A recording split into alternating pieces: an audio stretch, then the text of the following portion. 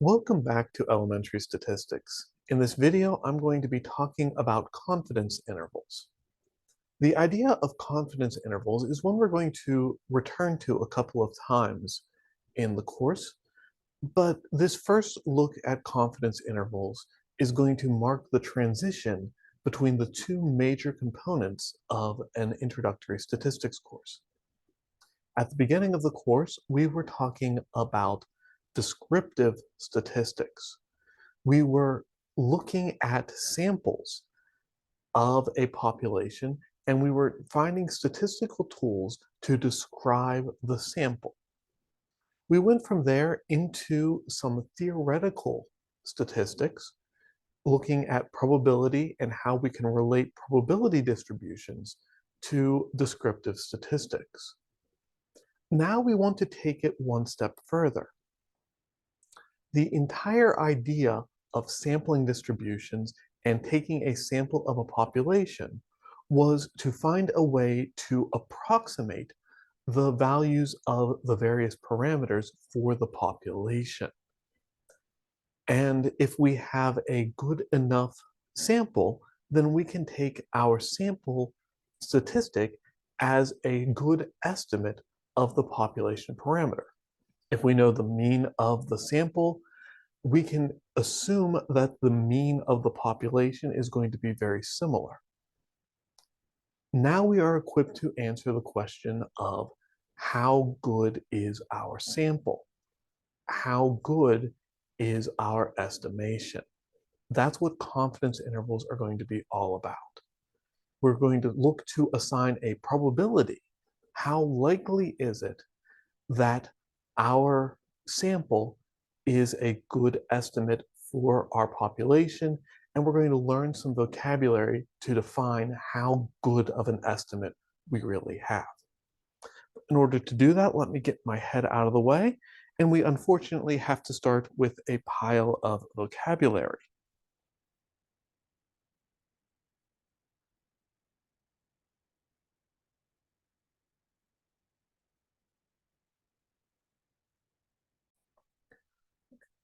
We'll start off with the idea of a point estimate.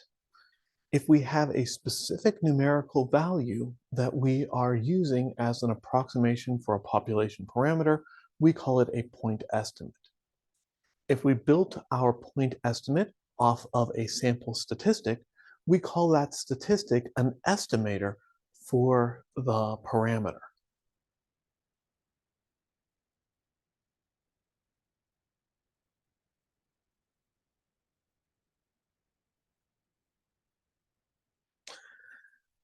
And if we want to make sure we have a good estimator, there are three properties we can seek to ensure.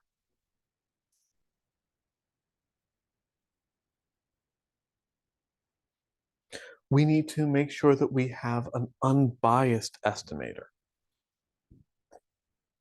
That is to say that we want the expected value or the mean of the estimates obtained from samples to be equal to the parameter being estimated. If we are looking at something that is consistently overestimating or consistently underestimating, then we don't have a good estimator. A good estimator is never going to be always exact, right? If you're trying to estimate the mean height of people, of students enrolled at the college, you may find that this sample has underestimated the height, and that sample has overestimated the height. But on average, the estimates from the samples are surrounding and close to and come good to approximating that value.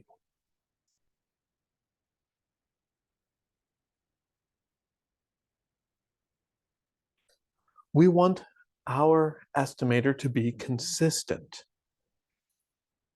Um, for a consistent estimator, the larger the sample size you use, the better your approximation is going to be. And we want our estimator to be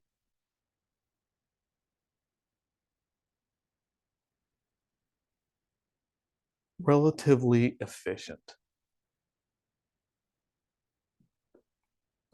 Of all the statistics that can be used to estimate a parameter, the relatively efficient estimator has the smallest variance. So if we can think about different ways of collecting our data, if we can think about different ways of describing our data, we might have a couple of things that all work. Right? If we are trying to describe central tendency, the mean, the median, and the mode of a sample all describe the central tendency of that sample. And for normally distributed data, the mean, the median, and the mode are in fact equal. So you could, in theory, use any of them to estimate the mean of the population. But the mean of the sample is going to be the most sensitive to outliers. And if you have a population that has outliers, the mean is going to be the best approach. If you have a population that does not have many outliers, but the sampling process gives you frequent outliers, it might turn out that the mean is actually not the best tool for, or the mean of the sample is not the best tool for estimating the mean of the population. We're not going to run into anything where that happens in this course, but it is something that in theory could happen, and we should at least recognize the possibility.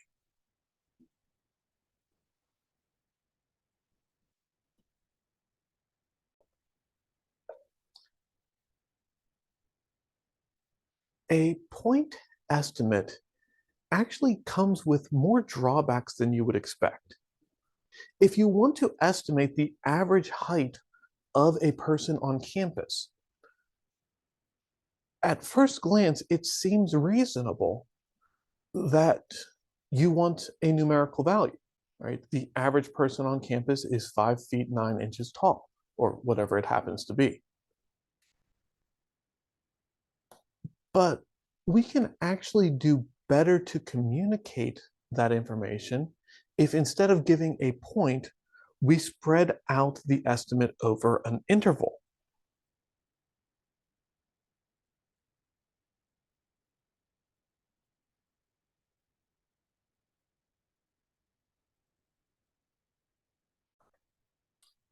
An interval estimate of a parameter is an interval, a range of values, which we use to estimate the parameter.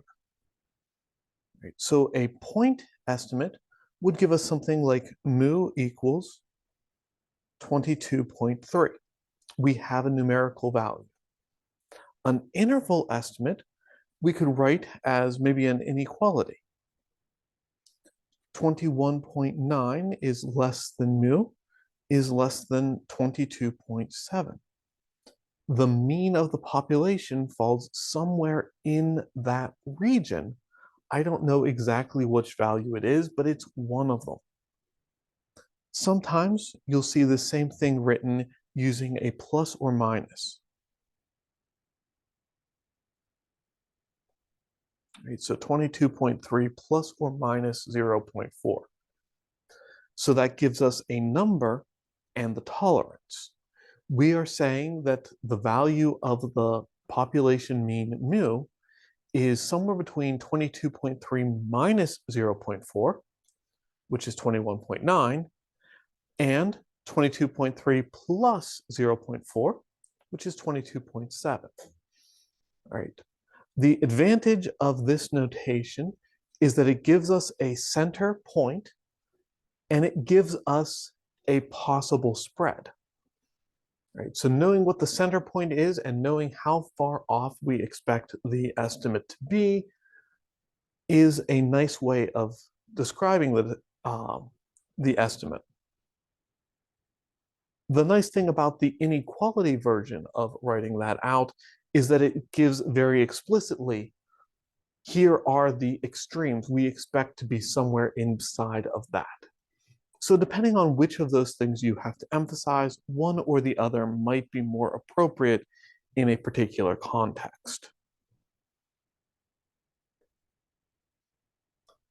Now, with a point estimate, we are almost certainly going to be wrong. There is almost always going to be error between the point we give and the true value. We might not care about the error. We might be able to say it's close enough, but there's always going to be an error. With an interval estimate, it gets a little bit fuzzier. 22.3 is probably not actually the mean of the population.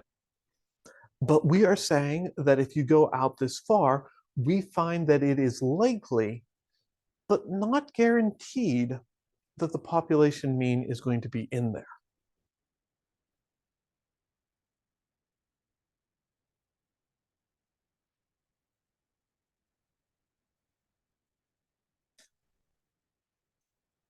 We describe that idea as the confidence level. How likely is it that the mean of the population is actually in our interval estimate? Or we can use the same vocabulary for any other um, population parameter.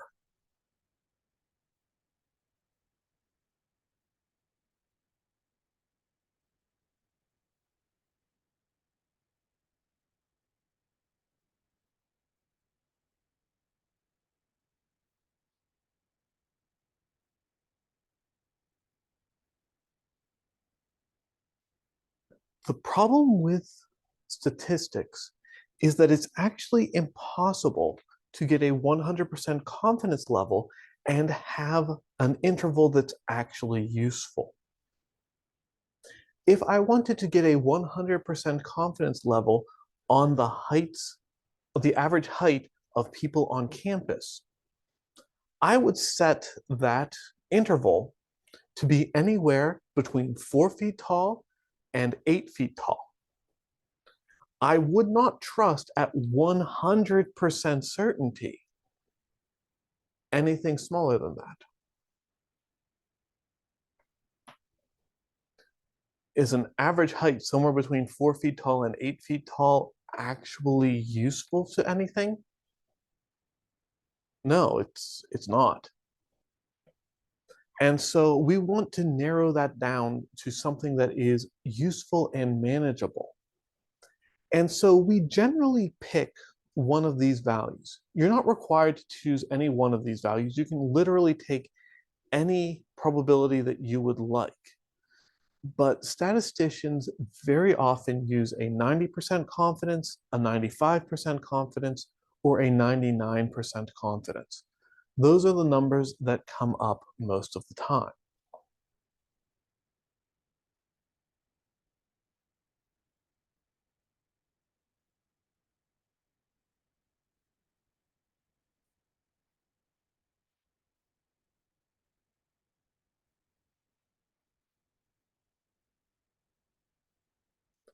And the way that we generally will approach this is, instead of saying, here is our interval estimate, let's figure out what confidence level we have, we generally look at it from the other direction.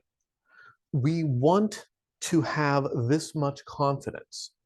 Can we construct an interval estimate to ensure that we have that, given the sample data that we have collected? And we call that construction a confidence interval.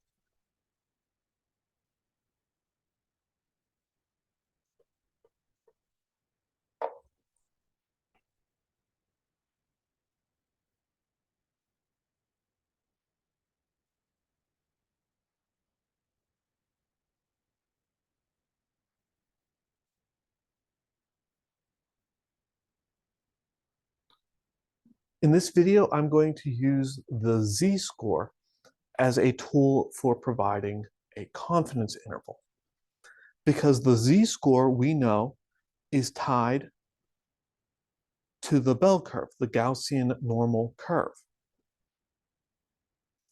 And so if I sketch out my bell curve and I choose some range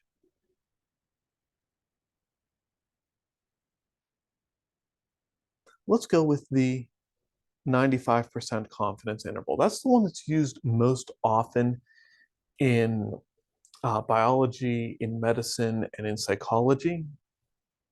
Other disciplines use other tools, but that's the one that's used most frequently.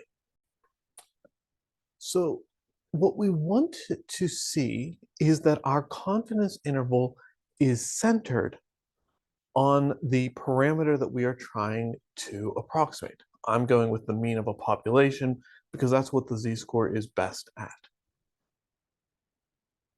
Which means that if there's 95% of the population between the cutoffs and it is symmetric, well, 100% minus 95% is 5%. There's 5% outside, and we want that evenly distributed between the two sides. 5% divided by 2 is 2.5%. We want 2.5% to be over here, and we want 2.5% to be over here. If you go to your z-score table, finding the z-score that corresponds to 0.025, you'll find z equals negative 1.96. And if we want to go all the way across to here, well, that's 2.5% plus another 95%. All told, that is 0.975. And if you look that up on your z-score table, you'll get z equals positive 1.96. And it will always turn out this way. It's worth double checking, but it should always turn out that no matter what confidence interval you're looking for, you get the same value, just positive and negative.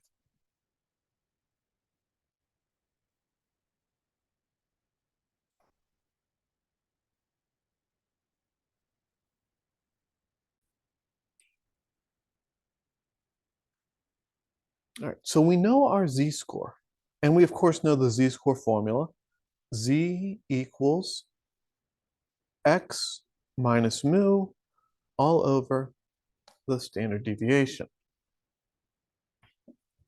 Only this time we're not using x because we're not looking at an individual score. We're looking at the mean of a sample.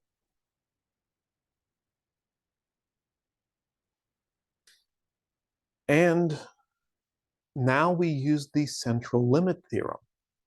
The central limit theorem, remember, told us that if we take a sample and we look at the distribution of sample means, if we take the standard deviation of the population and we divide by the square root of the size of the sample, that gives us the standard deviation for the sampling distribution. Rearranging this equation, I get that x bar is equal to mu plus or minus z times sigma over the square root of n. And if I plug in the z-scores that I have, that gives me a formula to work with.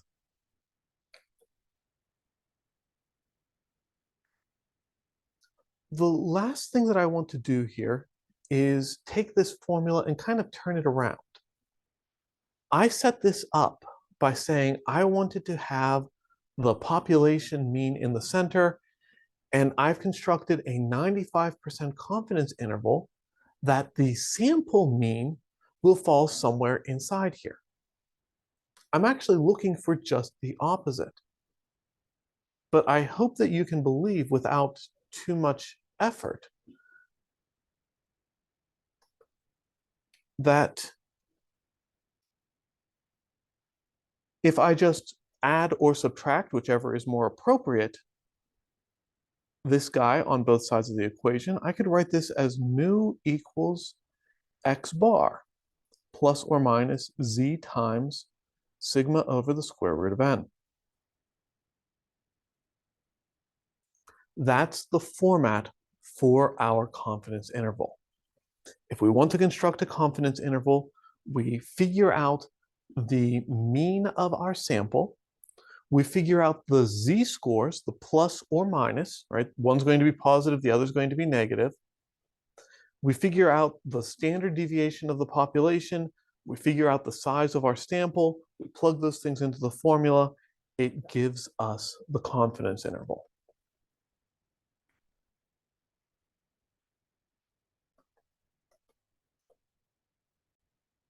All right. Data was collected on the assets in millions of dollars for a random sample of 30 credit unions in southwestern Pennsylvania. This 30 over here is n, the number of data points in our sample.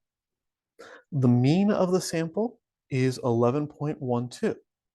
Mean of the sample is x bar. Based on our previous analysis, we know that the standard deviation of assets for the population of credit unions is 8.75. The standard deviation for the population is sigma, and we want to construct a 95% confidence interval. I'm going to circle that 95% so I don't lose it. And we want the mean of the population, which is mu. We know that x bar, the mean of the sample, is generally a good estimator for the mean of the population, so we're happy to do this. We know that our formula says that mu is equal to x bar plus or minus z times sigma over the square root of n. That's not an n, that's an n. We also know from what we just discussed that for a 95% confidence interval, z is plus or minus 1.96. Again, remember, we want that in the middle. So we are taking the last 5% remaining, splitting it up. So we have the first 2.5%, and then the next 95% on top of that is 97.5%. We're looking up those numbers on the standard normal table, and we're finding z equals negative 1.96 and z equals positive 1.96. That's all we need. Then it's just a matter of plugging all these numbers into the formula. X bar is 11.12. Z is 1.96. Sigma is 8.75. And n is 30.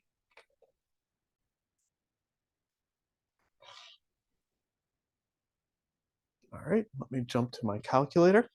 I'm not going to plug the whole thing into the calculator. I'm just going to plug in the stuff after the plus or minus. So 1.96 times 8.75 divided by the square root of 30 comes out to 3.13.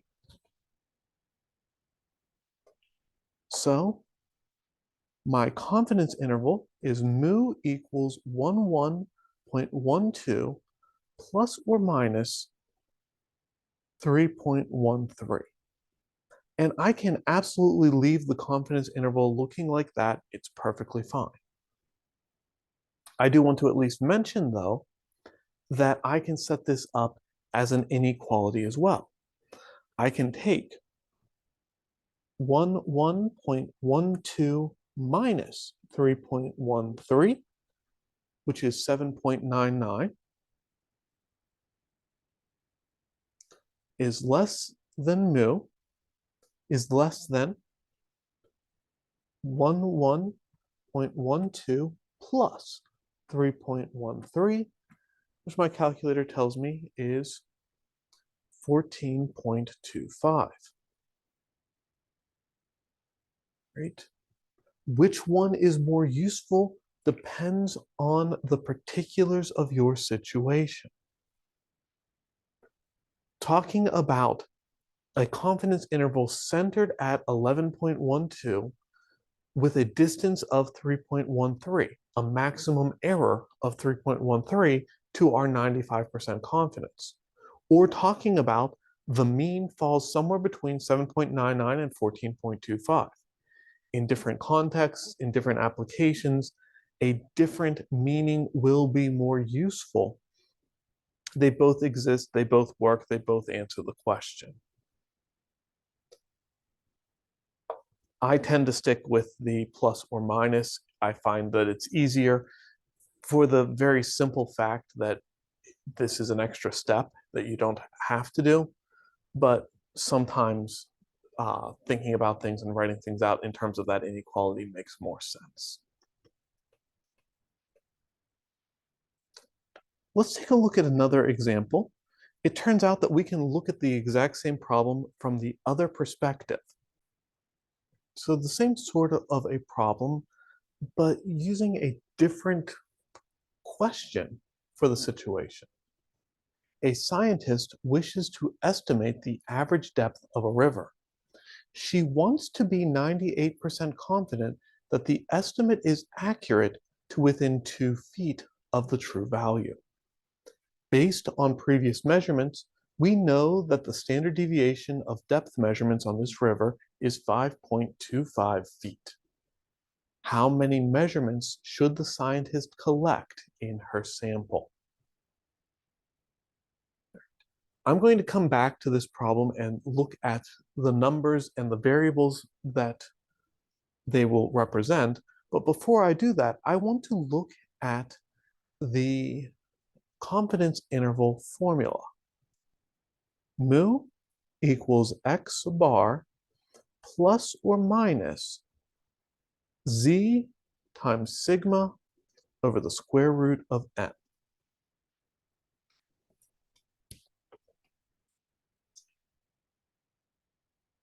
In this problem, we are asked to find the margin of error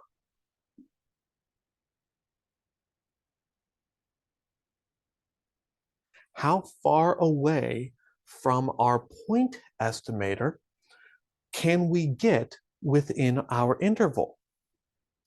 And if you think about this formula, this is our point estimator, and the circled bit, z times sigma over the square root of n, is how far away we can go.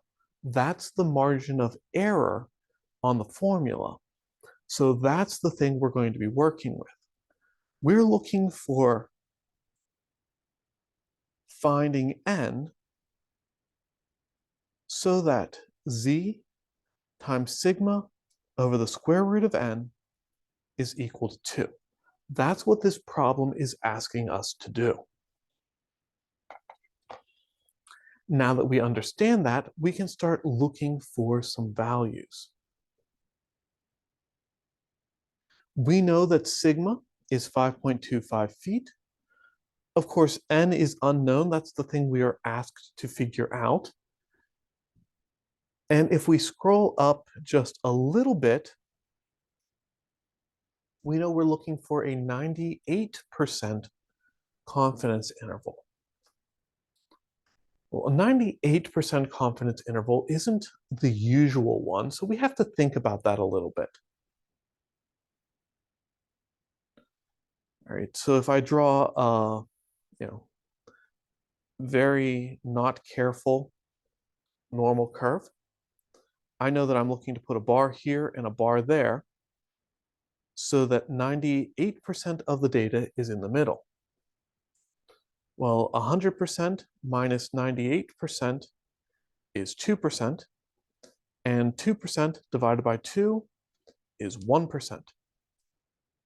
So I know that there is going to be 1% of the data over here and 1% of the data over here.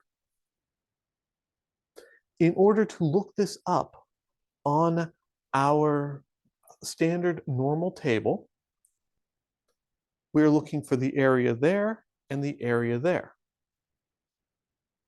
Well, for the first bar, that's just 1% of the way in. So we're looking for 0.010. That's 1%. For the second bar, we have 1% and another 98%. So all told, that's 99%. A equals 0.990. And we're looking for the best fit Z value on our standard normal table.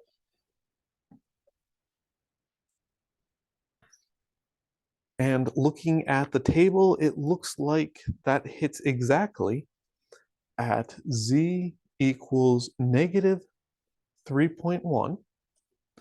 And if we look for the 99%, it should be, there it is, Z equals positive 3.10. Again, it's always going to be the same value, one positive, the other one negative. But you should always check because it doesn't take that long to look something up on the standard normal table, and it is a great way to error check your work. If you made a mistake looking this up on the table, then that is going to give you a different value. And if they don't agree, that means that you have to go back and look again. It's possible that you made a mistake calculating the A values. It's possible that you made a mistake looking things up on the standard normal table, but you should go back and double check those things. It's an easy way of checking your work. All right, so now I know that I want Z to equal 3.10. I'm taking the positive branch because everything else is going to be positive. I want sigma to be, I just scrolled it off the screen, 5.25.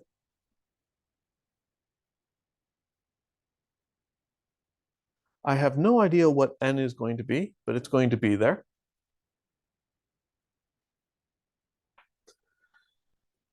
And so we have an equation to solve. This is going to require a little bit of algebra skill, but not too much. I can multiply both sides of the equation by the square root of n.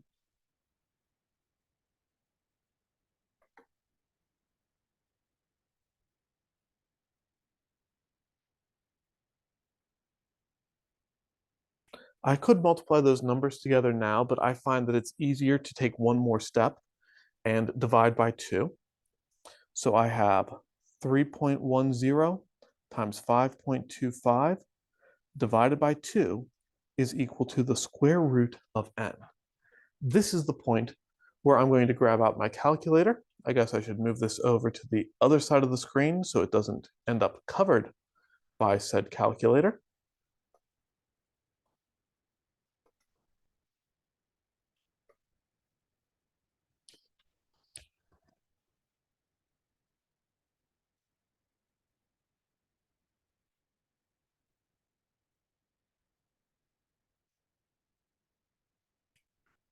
But I get 8.1375.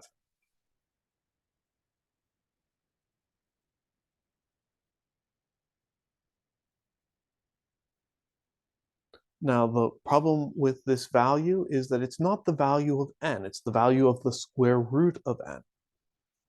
So thinking back to algebra, the square root of n tells you what number do you need to square in order to get n, which means that n itself is 8.1375 squared.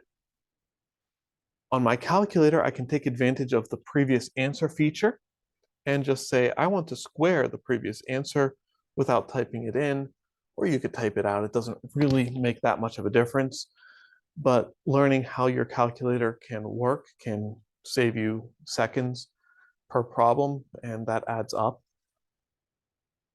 But I get 66.2, I'll round that to 22 for now.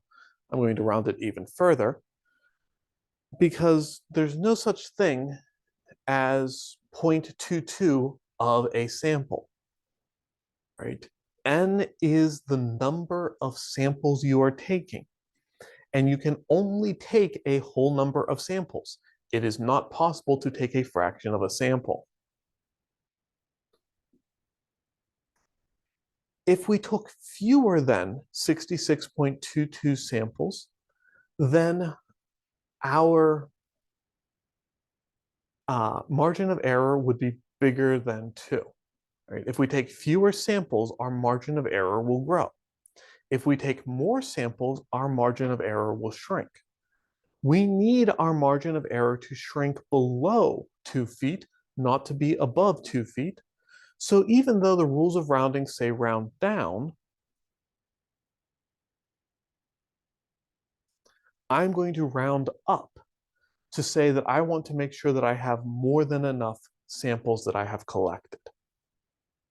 This is the same logic that you may have seen in a previous algebra class. Right? If you're solving a stupid word problem, you have 57 is a bad number. You have 53 students and you want to